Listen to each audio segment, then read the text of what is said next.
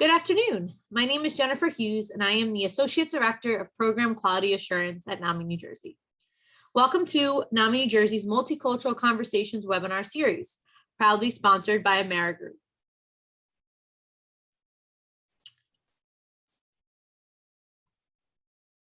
For 20 years, AmeriGroup has been committed to the health of all New Jersey communities. Through strategic partnerships with organizations like NAMI New Jersey, AmeriGroup is actively addressing social determinants in a conscious effort to minimize health disparities for underserved and minority populations. NAMI New Jersey is committed to serving New Jersey's diverse communities. We represent the interests of all people affected by mental health conditions, regardless of age, gender, race, or ethnicity, national origin, religion, disability, language, socioeconomic status, sexual orientation, or gender identity. With these conversations, we aim to bring more awareness on the relationship between mental health and culture. Today's topic is Same Hope, Different Pathways, Recovery is Possible. We are honored to have our distinguished speakers joining us today. Viviana de Los Angeles has been employed by the Middlesex County Department of Public Safety and Health Office of Health Services for 13 years. Viviana is the coordinator of the Regional Chronic Disease Coalition of Middlesex and Union Counties. Viviana is an interim voice and connection recovery support group facilitator for our NAMI New Jersey and Español program. Our next speaker is Ben Hu. Ben Hu's journey as a peer started almost 20 years ago when he was diagnosed and hospitalized with major depression in 2002. Since his diagnosis, he has learned to accept and live a productive life with his condition. Ben is involved in our CAMHOP program and is a connection recovery support group facilitator. Shanae Frazier-Awika is currently pursuing a master's degree in public administration with a focus on healthcare administration from Rutgers University.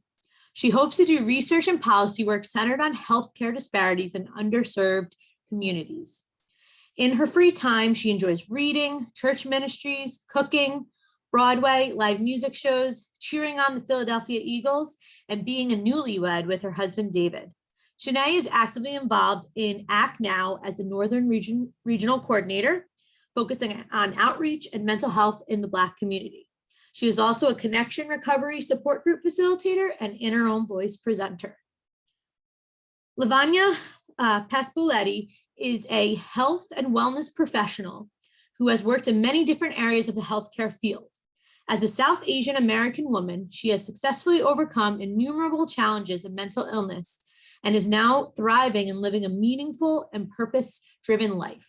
She is actively involved in our SAMHAJ program as a connection recovery support group facilitator and peer recovery specialist. Viviana, Shanae, Ben, and Lavanya, we are grateful that you are here and we look forward to this conversation. Let's get started. Okay, so thank you all so much for joining today, and we're looking forward to this conversation. So let's start off. I'm going to start off with Lavanya. If you can talk a little bit, introduce yourself a little more than what I presented in your bio, and talk about what has your recovery journey been like? Did culture play a role in your path to recovery?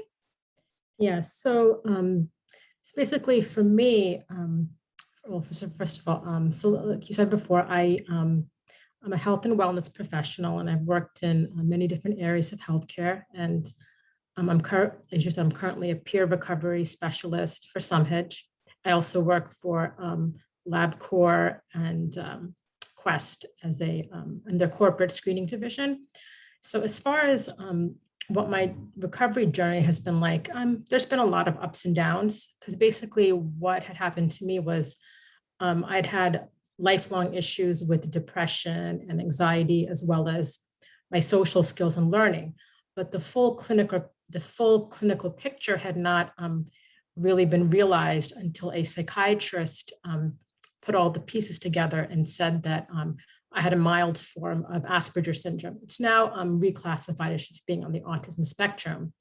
So what I didn't realize then was that a proper recommendation really wasn't given at that point, because, and even now in autism advocacy and research, there's very little representation as far as people of color and autism spectrum disorders.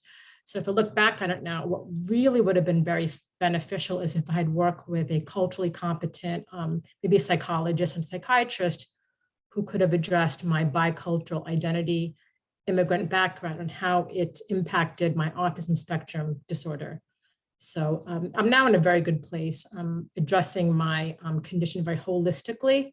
So as far as therapy, alternative models of, treatments like yoga, meditation, and things like that.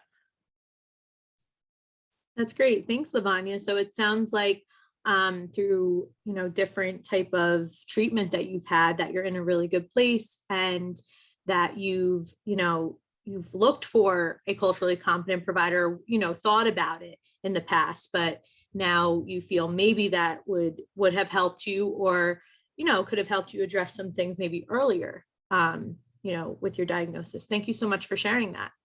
Now I'm going to turn over to Ben. So Ben, if you can introduce yourself a little more as well, and talk a little bit about what it was like to share your mental health challenges with your family.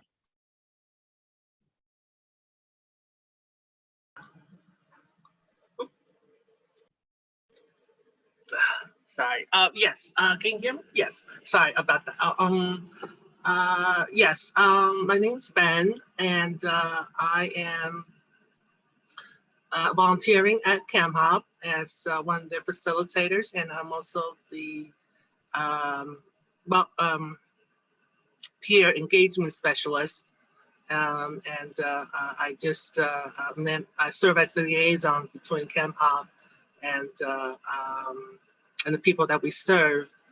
I was diagnosed about 20 years ago with depression, even though at the time my diagnosis was more schizophrenia, and that diagnosis evolved over time to depression as my symptoms became more easily diagnosable.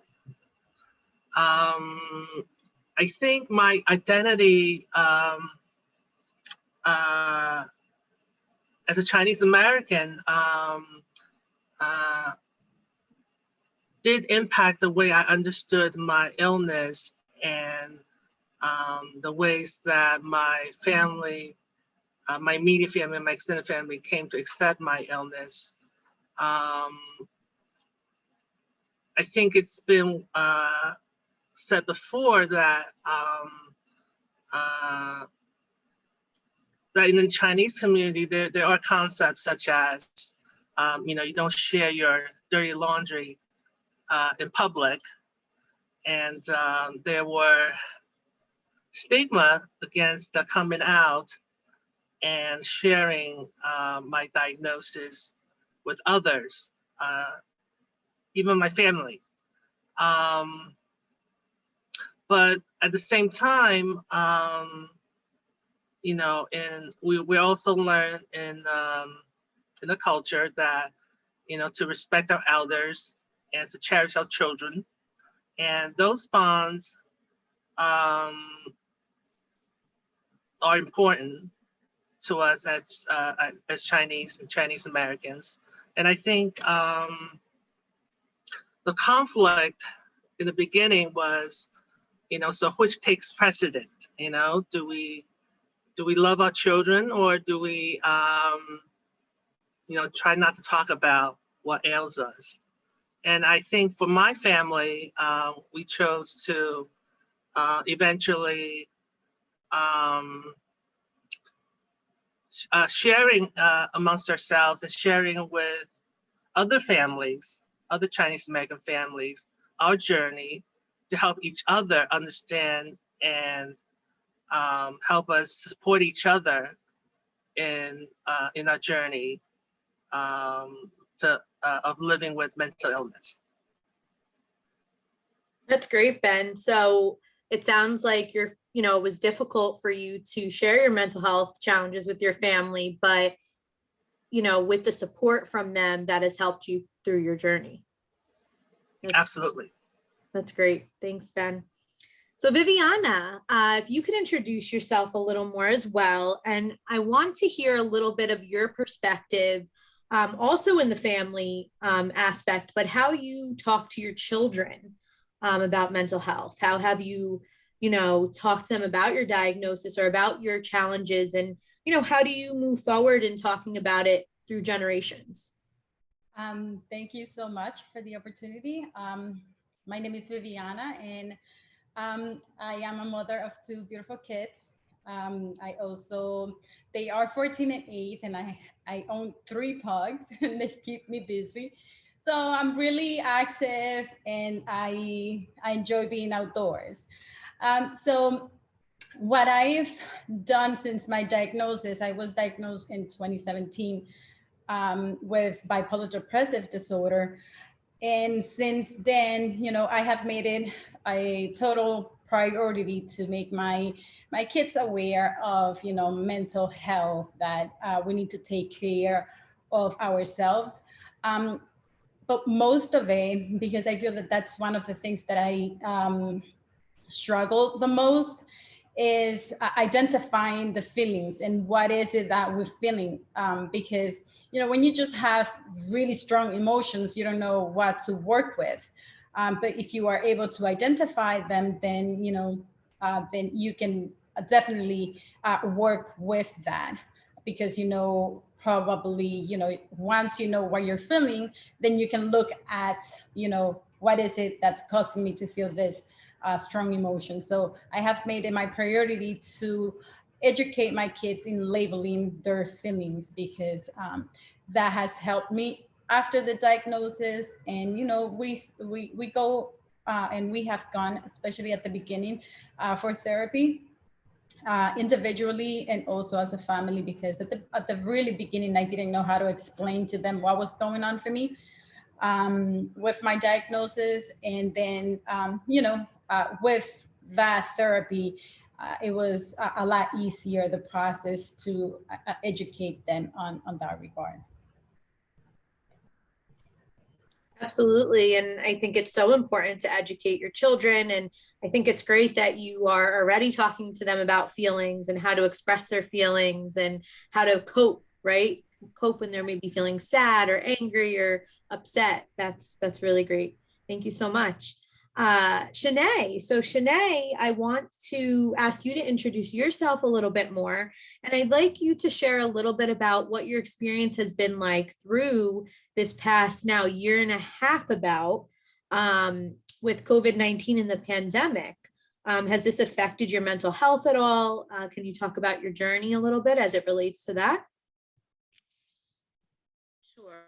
And thank you again for the opportunity to be here today. I'm very excited to be on this panel.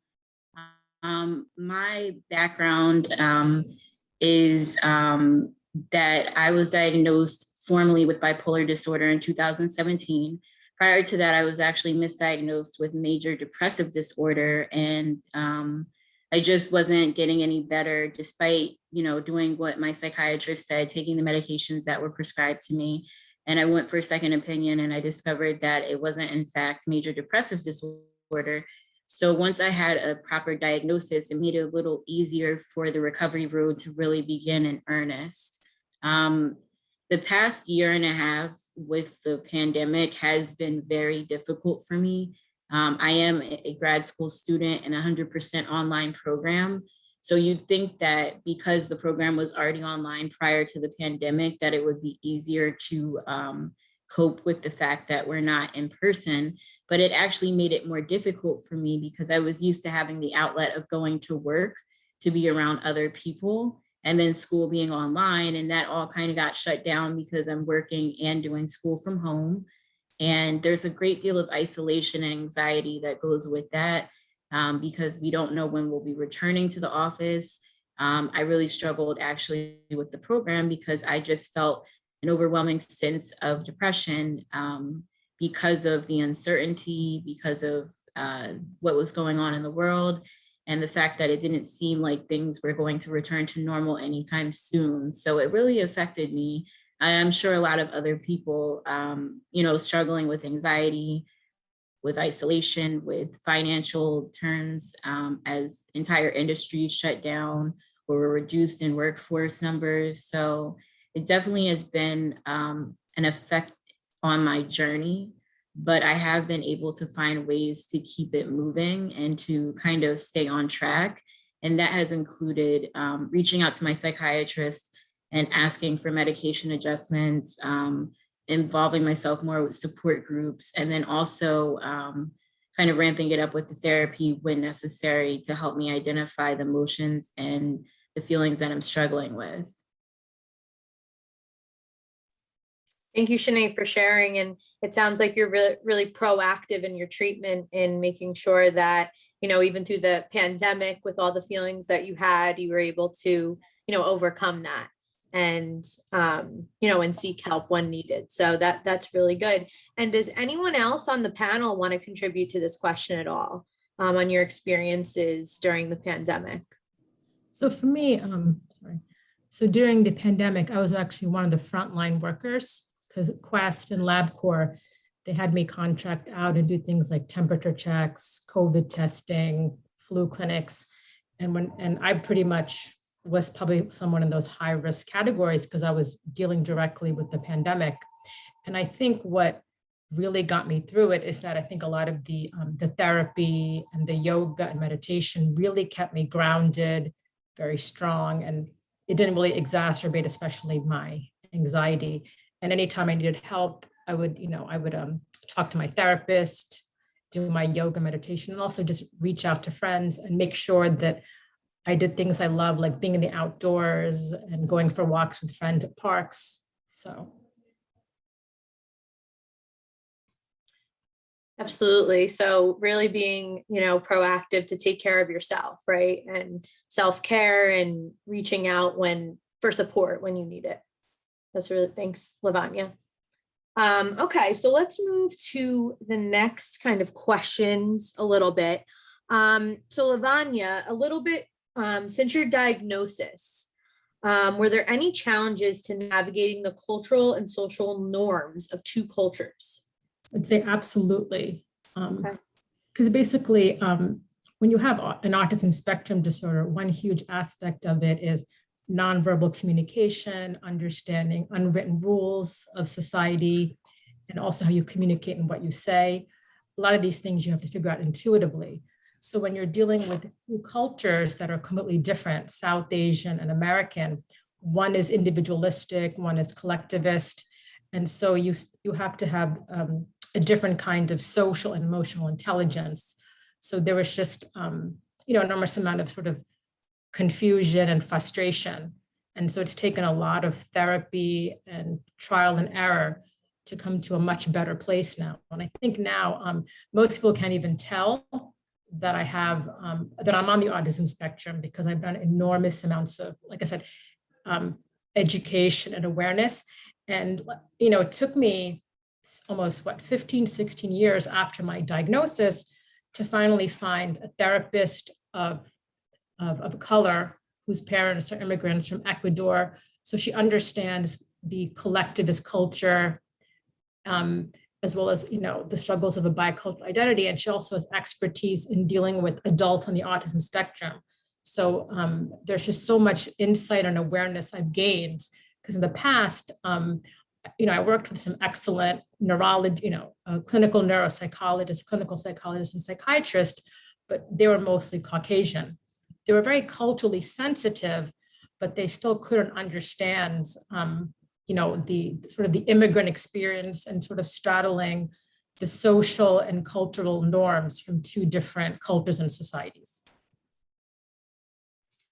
Yeah, absolutely. And what do you think was the most helpful from, meeting with your therapist who did understand that collectivist background or culture?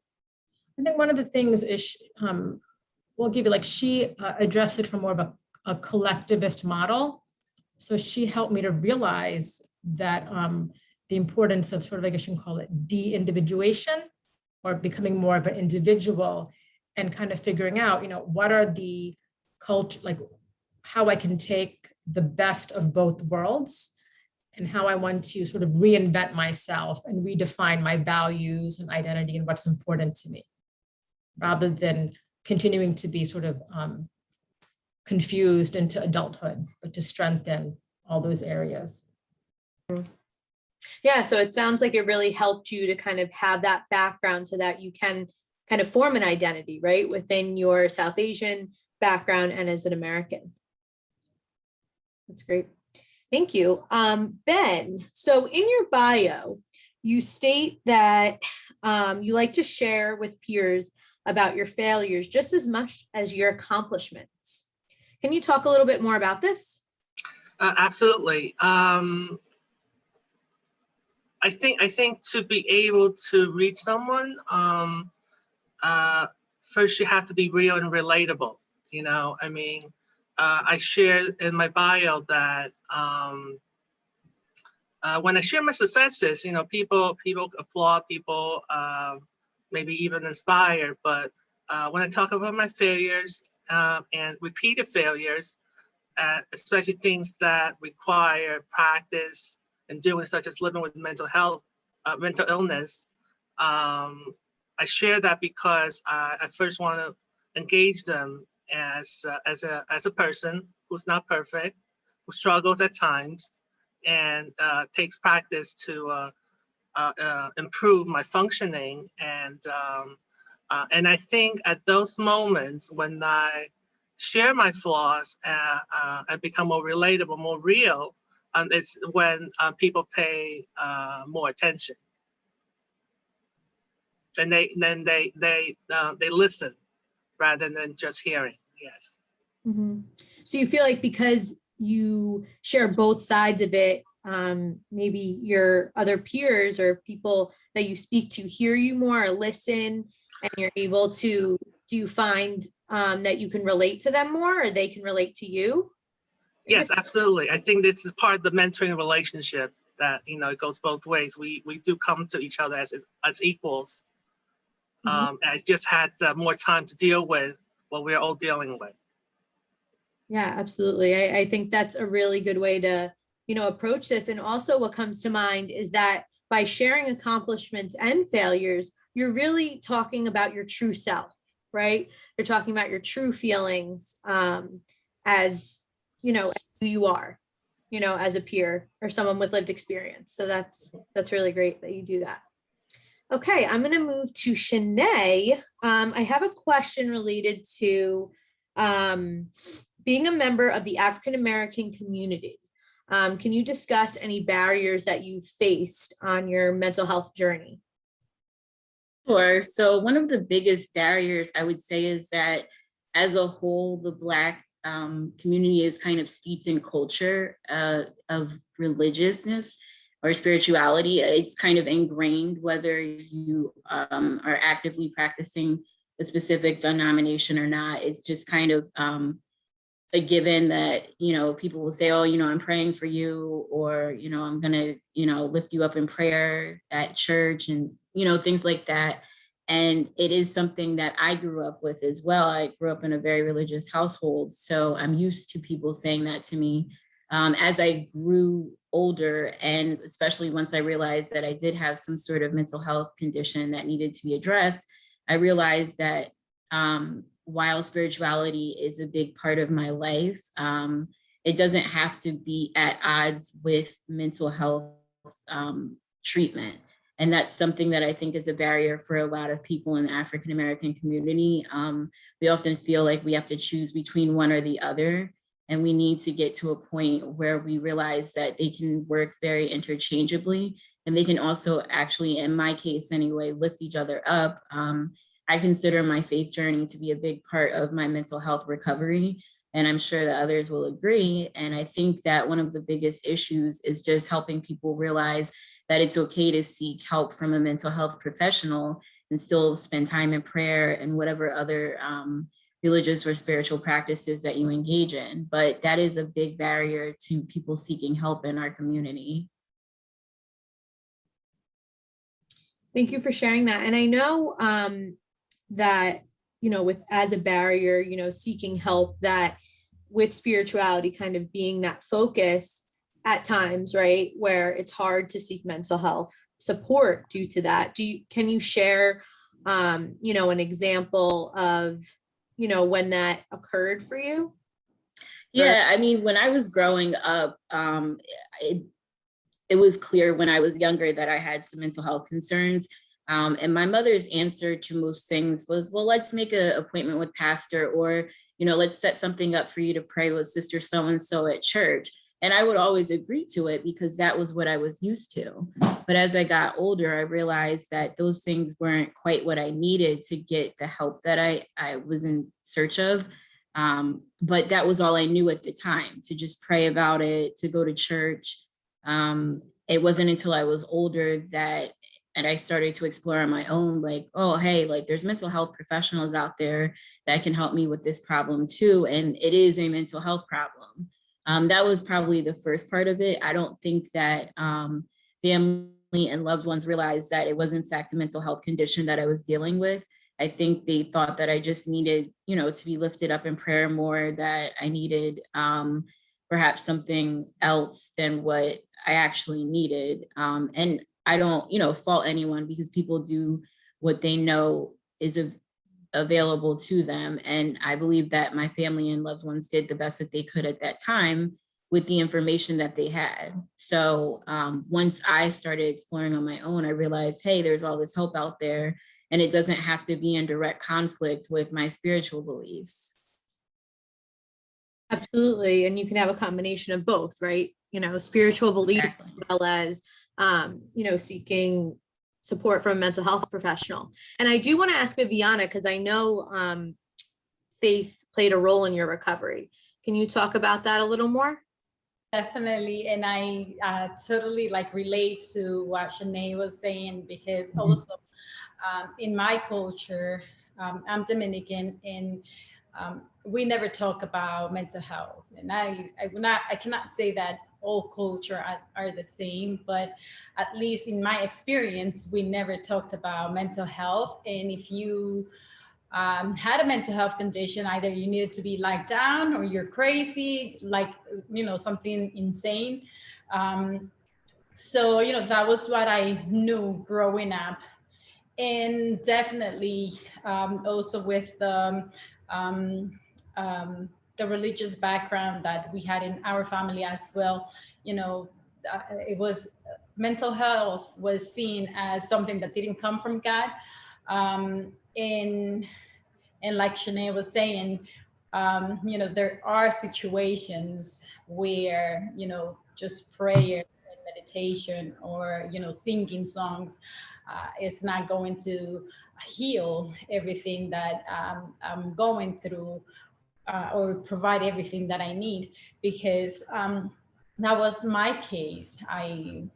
Nothing was influencing or, you know, triggering my condition, and I was in a place that I never want to go back. However, you know, I do believe that because I do have a very praying mother, my recovery was a lot easier.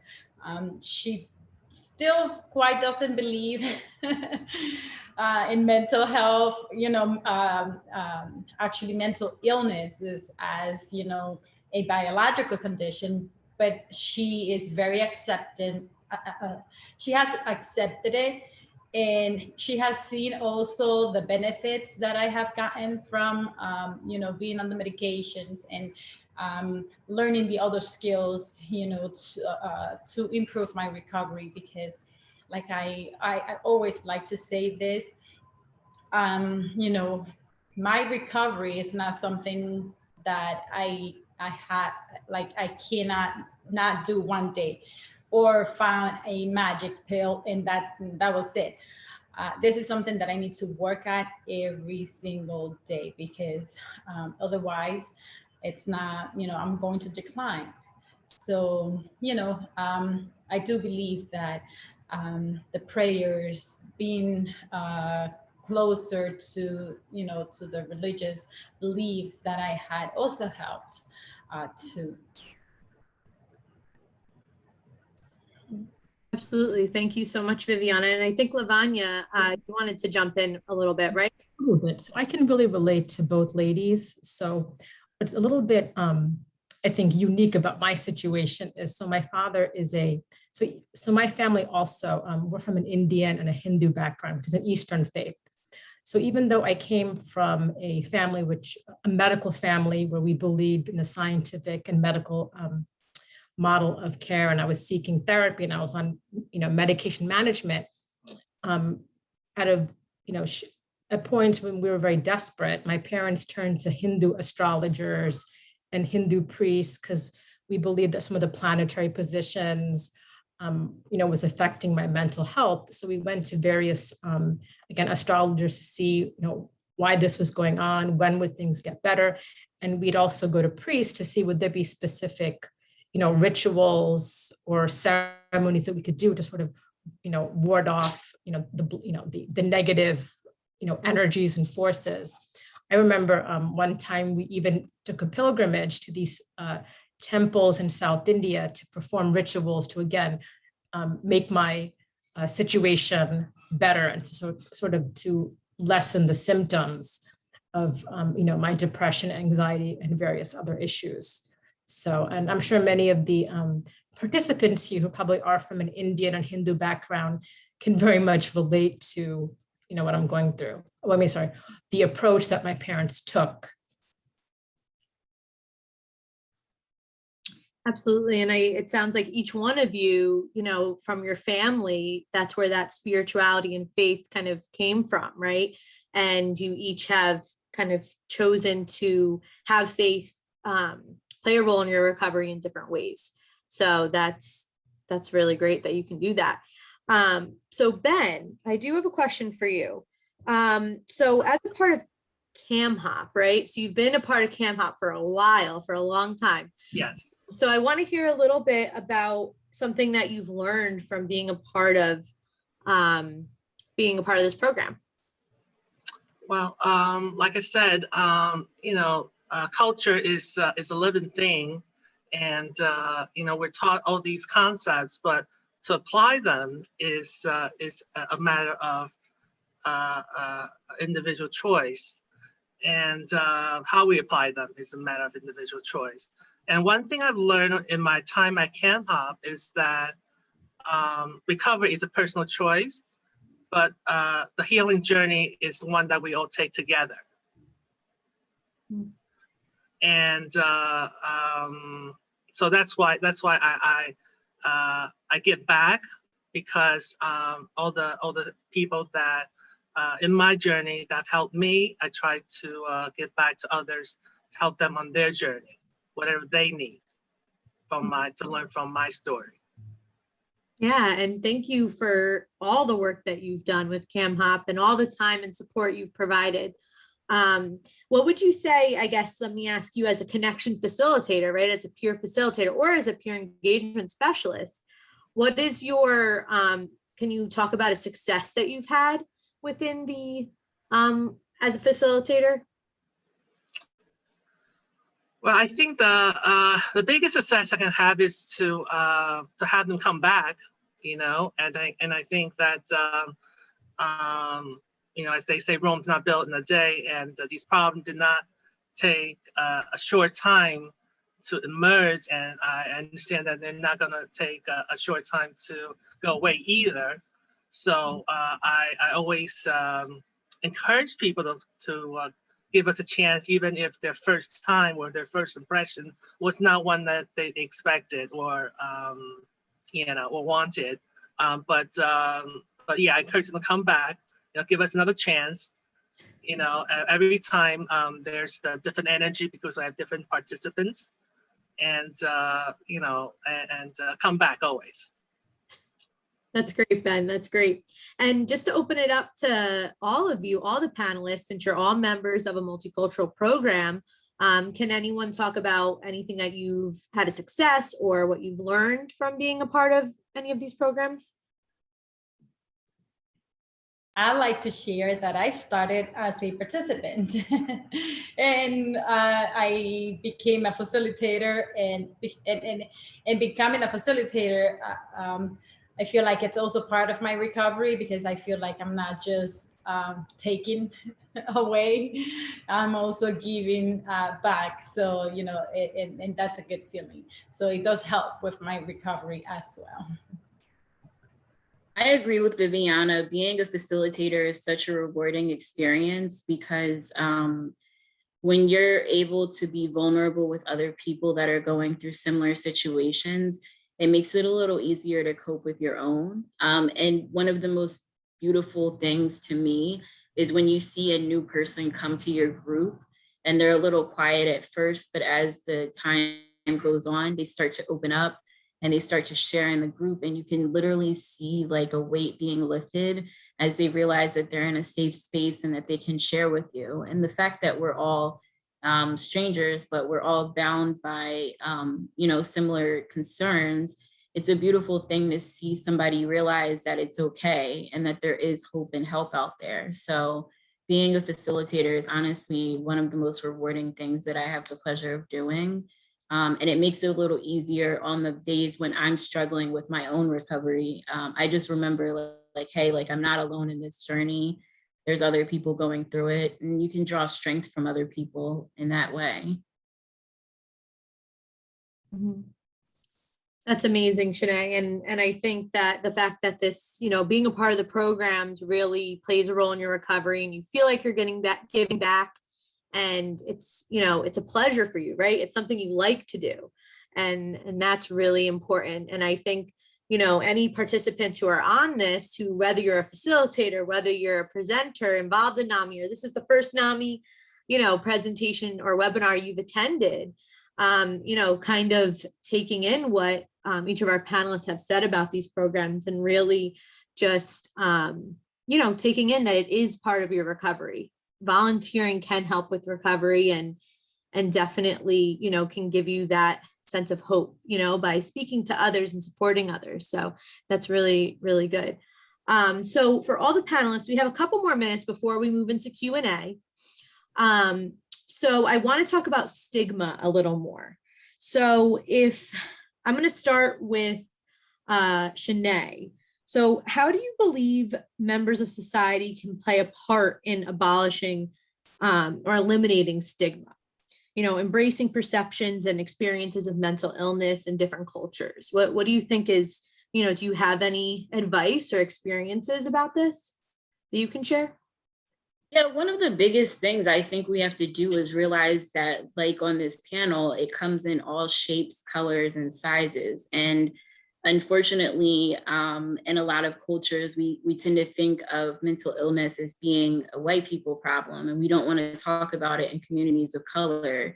And that's something that we have to change if we're going to really affect how services are delivered, how services are presented to people, and really get them invested in their own mental health care. So one of the things that I always tell people is, like, you know, find someone that you feel safe with.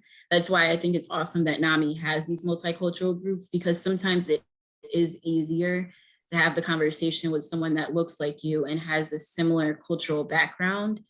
Even if they don't have the exact same experience as you, there's something special about talking to someone that has a similar cultural background, because there are going to be certain similarities. And I think that one of the biggest ways that we can work on erasing stigma is to normalize these conversations in our own communities, and then moving out into the larger community. I just start by letting people know, like, hey, I'm this, I'm that.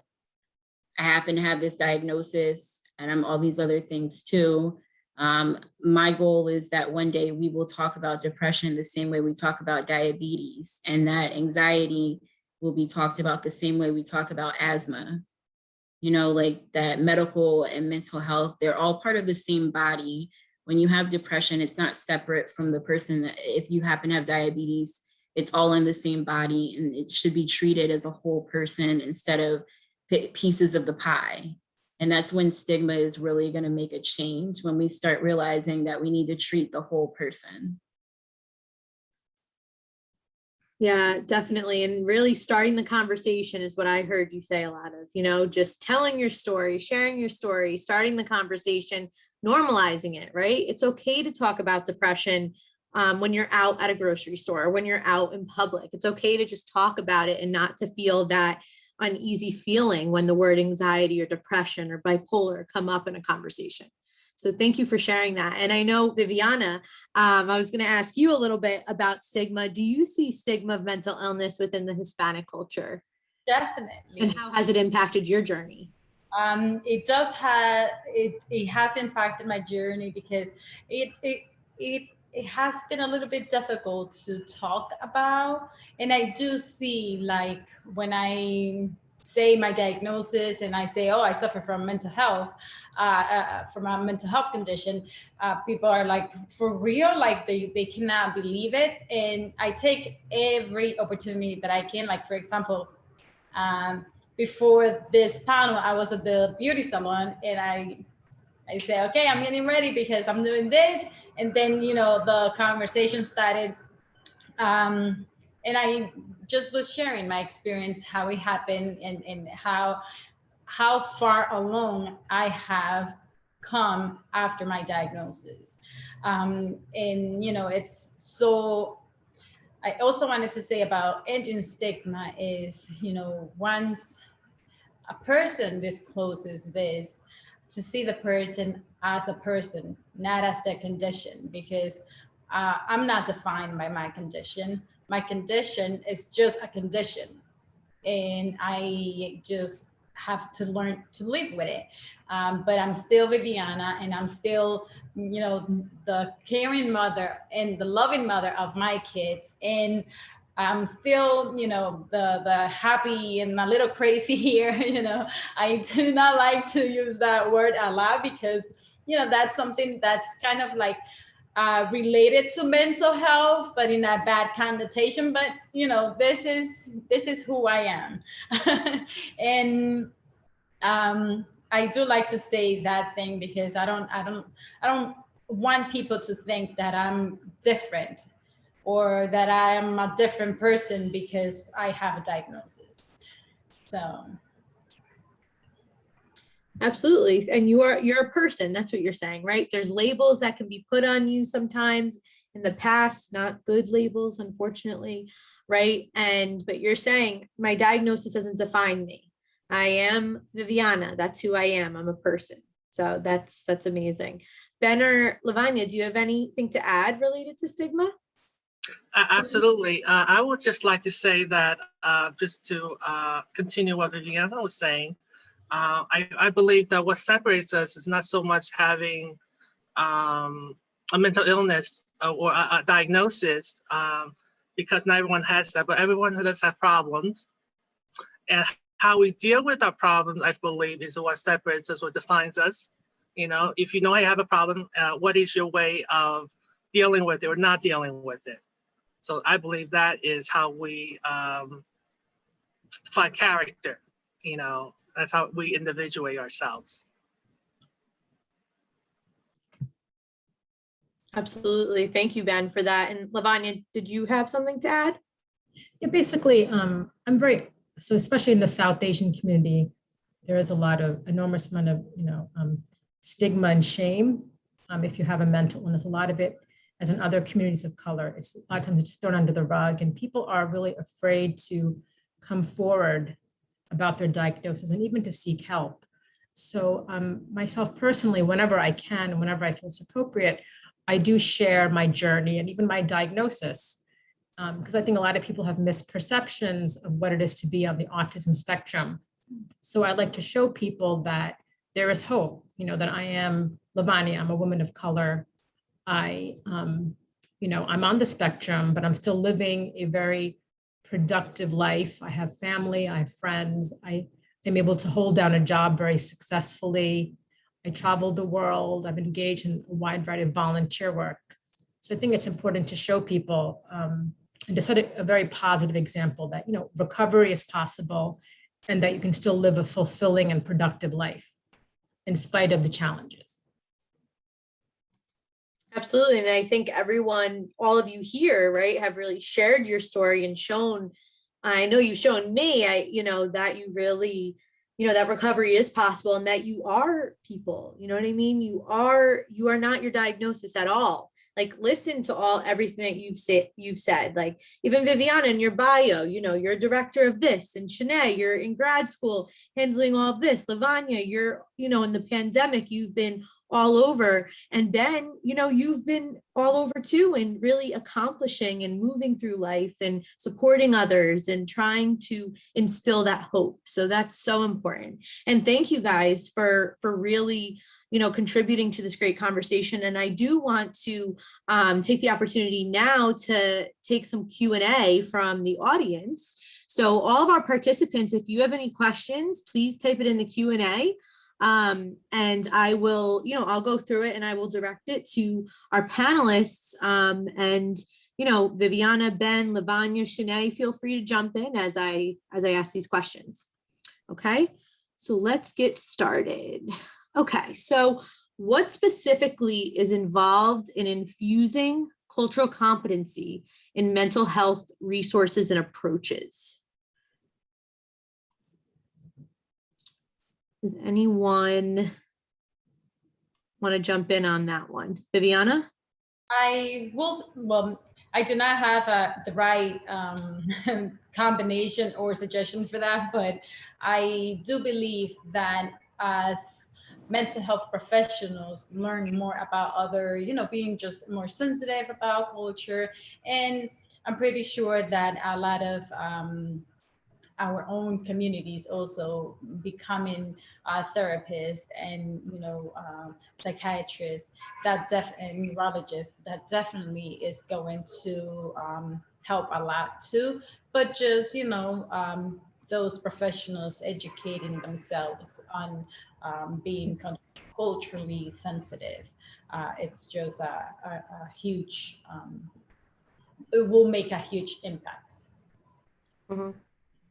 So one thing I can add, Jennifer, and this is what I've also learned through therapy, is I think one way to infuse more cultural competency for mental health providers is to have a better understanding that people, you know, of color and communities of color, these cultures are much more communal and collectivistic. So when you're dealing with, say, someone like I'm using myself as an example, or Ben or Viviana or Shani, that the therapeutic techniques can't just be based on an individualistic model. It has to be more holistic, and to see how that collectivistic mindset has affected our, you know, our mental illness and our sense of identity and even recovery. Great, thank you.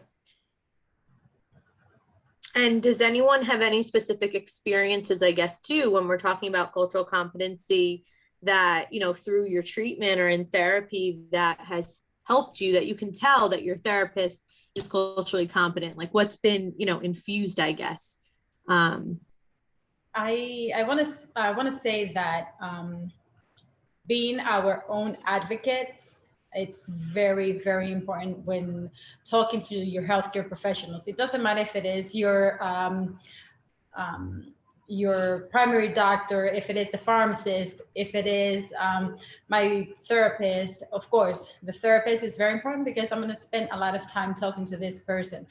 And I want that person to really connect with me. But being your own advocate and being completely open with whatever it is that's going on through your head or that is going on physically for you, that's very, very important, because they cannot guess what's going on. They cannot guess what your ideas are. So sharing, and always, you know, advocating for yourself. If you don't feel comfortable with whatever this health professional is sharing with you or telling you, I think it's very important to say, I do not feel comfortable with this, and I would rather you know, look into other options, because, you know, you also have to be comfortable with either the treatment preferences, anything that it is that you're going to bring back home to manage your condition. you need to be able to follow it through. So if you're not comfortable with something, you need to really report that back to them, because if they say something and you don't say anything back, they are believing that you are taking it in following to as they say. And if you don't, then it's not going to be helpful. So being an advocate, it's very important, helping them to infuse their, your culture, your understanding, and that you're clear with their suggestions. Thank you, Viviana. Thank you, Viviana. So the next question we have is, I feel that my daughter may be suffering from depression. And as a parent, how do you get her to seek treatment, especially if she is in denial and it's hard to reach her as she shuts me out whenever I approach this? I think that's a very difficult situation if the child is an adult, because that's something that has to be decided by her. If she doesn't feel that she needs help, she's not going to seek for it, because first, in my case, I needed to realize that I needed help. And I knew that there were a lot of things not quite right with me, but I thought I was going to be able to manage myself, or, handle it, or just shake it off, or, whatever was that I thought I was going to be able to do with it, until I felt that I couldn't handle or, manage it the right way. And until then, I was not able to seek out for help. Thank you. Shanae, did you have anything to add to that? Yeah, one of the things that I would say is that I know definitely in the beginning of my journey, I wasn't ready to accept that I needed help other than what I was already getting. I know that when I was on the path of trying to figure things out, support groups were really helpful for me, because it was kind of a low pressure, no expectation situation. I didn't necessarily have to talk, but I was able to listen to other people's stories. And I think that in listening to other people's stories, I realized hey, what they're saying is really resonating with me. And I'm realizing that I need to get some sort of help for myself, because what they're saying is exactly what I'm going through. And it seems like when they got help, things seem to turn around for them. So maybe I need to start looking into doing the same. But if someone, like Viviana said, is not ready for treatment, that, you have to be careful about respecting their boundaries and not pushing them. But I always say that support groups are a really great place to start, because it's not formal treatment, and it is a safe space to hear what other people have to say, and maybe something will resonate with you that will spark something towards the recovery process. And also, as a mother of a person that you feel might be dealing with a mental health condition, don't push nothing. Just be there as a supporter, because that's I feel that many times that's all I need. It's just know that somebody's there for me without judging me, without giving me their own opinion, nothing. Just be there and, just show support and, really what that person needs, because many times too, I feel that I do the same thing too. Like, I'm going to help this way because this is what I think they need. But if they're not asking, they might not need anything. Just support, just be there. Your presence is enough. One thing I just want to quickly add, because I know time is running out, is I know, for example, in the South Asian culture, people may not, especially the individual who's going through the mental illness, may not feel even comfortable going into a peer support group because they don't want the issue to come out in the public. So I would even suggest, and again, ultimately, it really has to come from within if they want to seek treatment, but perhaps they can talk to a fellow peer who can share their experiences and their path. I'm not in a persuasive sense, but just to be like a role model. And ultimately, it's up to them. to process the information and wisdom and help and make them decide. So I think a peer, a fellow peer, like more of a one-on-one, if the family or the individual is hesitant to go to a peer support group. Because I found that in my peer group, there's quite a few people that have shared that they're just members of the South Asian community that just don't want to come and attend a peer group because of the fear of maybe somebody that they know is there too. Absolutely. And I do know it is 2:00, and I am going to take 5 more minutes for questions because I do think these questions are really important. So the next question is, how can I get a proper diagnosis? I presently am seeing a therapist and psychiatrist. I've been told that I'm angry and that is why I need to have psychiatric treatment. As with other healthcare issues in New Jersey, a formal diagnosis is difficult to obtain. Why is this? So I can speak from experience because as a woman of color and someone on the autism spectrum, I did not, the clear clinical picture did not come out until I was 27. So, and I was also, even my diagnosis changed a couple of times from Asperger's to PDD to, I think, like a right brain learning disability.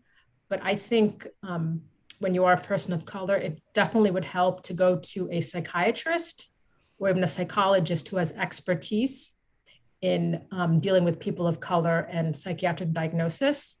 I think that could be very greatly helpful versus just maybe a mainstream psychiatrist or psychologist that hasn't dealt. Because sometimes when you get a psychiatric diagnosis, some of the symptoms can be muddled because of like because of the cultural background, and it's not always clear cut. So. Mm-hmm. Thank you, Lavanya, for sharing your perspective. Another question that we have is, do you believe that your families are more understanding of what your reality is now that they see the work that you've done? Definitely. I absolutely, yeah. Go ahead, Viviana. So yes, definitely. In my case, my mom's still a little hesitant that medication and that mental health is a real thing. But she has seen the growth and how changed, and how happy I feel, and it's like I'm a different person almost. I'm a better person after the right treatment in place. So definitely they are more welcoming without the conversations of seeking treatment if needed, and things like that. Thanks, Viviana. Shanae, did you want to add anything to that? Yeah, I would, similar to Viviana, I think my family can definitely see the change in me now that I'm on the recovery journey. I think that they are more mindful of the language they use too, which is always helpful. In the past, like you'd hear people say things like, oh, this weather is so bipolar, or you're acting, they would throw the word bipolar around in context that didn't really speak to actually what bipolar is. I think they're a lot more mindful of their language. I think that they're a lot more respectful of boundaries. And I think that I'm more respectful of people's boundaries too, because of the tools that I've learned in therapy and with medication management, how to better control some of the symptoms that come along with the disorder, and also to be more vocal when I'm having a rough day. In the past, that wasn't something that I was able to easily do, but now I find myself able to express what I'm feeling in a more succinct manner so people can understand, like, hey, like, I did what I was supposed to. Yes, I'm, compliant with my medications. Yes, I'm following up with XYZ. Yes, I'm avoiding triggers, but I'll still have bad days, and I'm cognizant of that. And I think that's really important for anybody on a mental health journey. We don't have magic pills. We don't have all of the answers. We just keep trying every day. And that's really all we can do. And all we really want from our loved ones is to see the effort and to kind of, maybe if necessary, examine and do a little reflection on that and see that we are working towards our wellness. And it's not a linear journey. It definitely has its ups and downs, valleys and peaks, but we keep pushing. Even on the days that we don't feel like doing the things, you know, we do it because if I just, you know, do the things that I feel like, probably I would not be doing this right now either, because of the anxiety producing, you know, the anticipation to this, you know, like all those things. Probably I wouldn't have been here today, but you know, I have to do those things because it does help in my recovery. Something I just wanted to add just very briefly, in addition to what Shani said, is I've come to even realize in my journey that I'm not going to be able to have solutions to everything. So I have to figure out what's going to work and what's not going to. A lot of it is trial and error. Yeah. Yeah, and I just want to echo that consistency and persistence, because what I have to tell myself is that my illness does not take a day off, so I need to treat it with the respect that it deserves. Thank you all for contributing. So I'm going to go with one more question, because I do want to hear a little bit about this. So what top 3 things can someone do to support a friend who is dealing with a mental health diagnosis? Respect their boundaries, respect that they're going to have good and bad days, respect that they're trying. But also something that I would add is respect your own boundaries too, because you're not supposed to be their savior. You are their friend. You're not their counselor. You're not their doctor. So you have to make sure that you're protecting your own emotional well-being in that process of supporting someone else. It's really important. Yes. So, and I think I mentioned this before too, is that just be there. You don't have to even provide your input into anything. Just listen, and that's it. You know, that's it. Mm-hmm. Okay, thank you so much. And thank you to all 4 of you for joining us and for sharing all of your information and knowledge and for sharing your story with everyone. You know, we appreciate it so much that you took the time to do this. So I'm going to transition in closing the webinar. So before we close the webinar, I'd like to share with our participants some online resources and information from the NAMI New Jersey website. So what I'm going to do is I'm going to share my screen for a second. Okay. All right. So as you can see, this is the front of our page. And if you click on programs, you can go here for COVID-19 support and resources. I'm just going to click that really quick. And if you scroll down, you can see for immediate help where to go, testing and vaccine sites. And then right here has a whole, has everything all about our online services. So for example, if you're interested in our online support groups or our signature presentations, our multicultural online support groups, or our monthly calendar, you can click for all the resources here. If you're interested in learning more about our multicultural programs, I have clicked that link so you can see a little bit more about them. Also, when you fill out the survey, there will be a question asking if you want more information or if you're interested in volunteering. We will contact you if you do provide your email and contact information. Okay, so that being said, as a reminder, it would be appreciated if you can complete the survey at the end of this webinar so that we can incorporate your feedback for future webinars. We would also like to thank our sponsor, AmeriGroup, for partnering with us so that we can have these conversations. Thank you again, Lavanya, Ben, Viviana, and Shanae for sharing this hour with us today. And thank you to everyone who joined us today. This concludes our webinar. Thank you.